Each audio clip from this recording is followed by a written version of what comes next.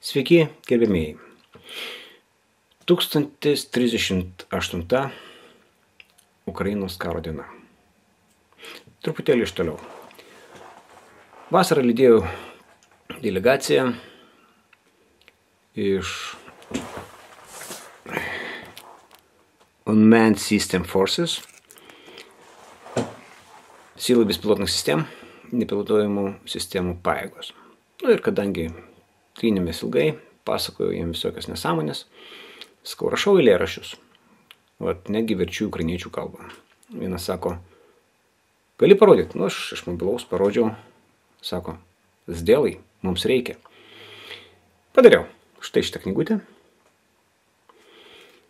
Ir skaitau vienam, хто думає, що не воює, полем бою. Ten informacinių operacijų vaikinas sako, jo, kas mano, kad nekariauja, yra mūšio laukas. Tai didžioji dalis tiražo jau Ukrainoje. Jis sako, ar apkase, ar ant puoduko, gerai turėti jį kišenėje. Taigi, kas čia nutiko? Lavrovas sako, kad ugnies nutraukimas ar paliaubos prie ilgalaikės taikos neveda ir tai yra nesprendimas, nes jam reikalinga garantuota ilgalaikė taika, nes šitos paliaubos bus panaudota vakarų tam, kad iš naujo apginkluoti Ukrainą. Nes čia buvo anksčiau tokius idėjos, padarykim kaip Šiaurės pietų Koreja arba rytų vakarų Vokietija. Tai neina toks variantas. Bet Slovakijos premjeras lankosi pas Putiną, kalbasi apie dujų tranzitą, nes ukrainiečiai sako, kad kaip ir neturėtų jie daugiau užtikrinti tranzito okupanto dujom.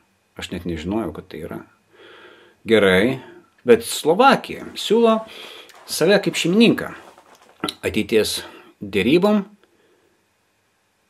ir Putinas sako, kaip ir okei. Gražu. Slovakijos premjeras buvo išrinktas spalio mėnesį 23 metų ir tada Slovakija nustojo tiekti karinę pagalbą Ukrainai.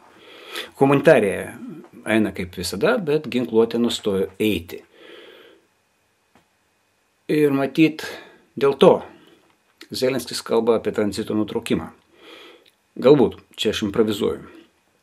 Ir kito, čia tas pats premjeras, į kurį Slovakijoje buvo pasikesinta gegužės 14.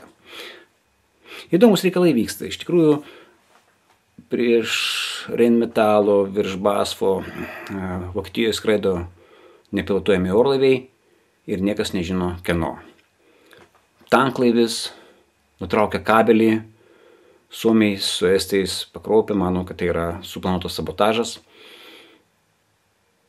Priešlėktuvinė sistema numušinėja civilinius lėktuvus, prisiminkit, Ukrainoje, tai jau buvo. Ir vėl sako, ne, tai ne mes, tai gal kažkas kitas. Visokie dalykai. Reikia tiesiog stebėti aplinką. Manau, kad rusai bando parodyti visam pasauliu, kad jie viską gali ir jų niekas nepagaus. Tam, kad įbauginti ir priversti paklusti. Kalėdos. Per Kalėdas Rusijos federacija atliko masinę ataką į kritinę infrastruktūrą Ukrainoje. Elektra yra vienas pagrindinių taikinių, nes be elektros praktiškai niekas neveikia. Todėl, pavyzdžiui, eini Kijeve gatve, link stoties ir matai prie parduotuvių stovi generatoriai.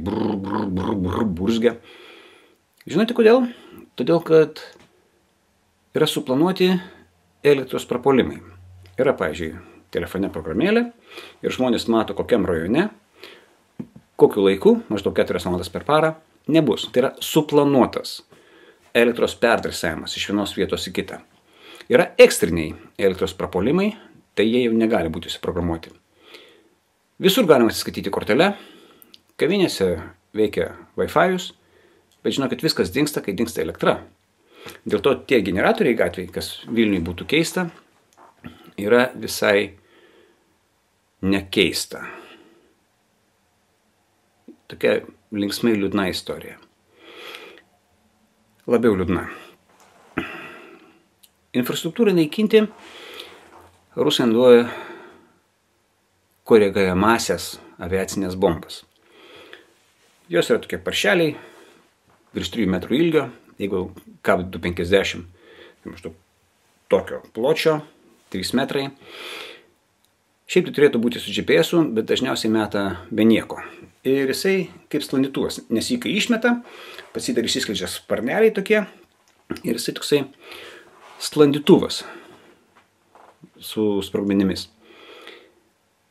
Tai juos išmeta iš toli ir numušti pačias bombas labai sudėtinga. Tie padaro daugiausiai nuostolių. Tai jos dažniausiai ir pataiko elektros stotis, netgi Kijeve yra, kaip sakant, elektros stotis sudaužyta būtent tokio daikto.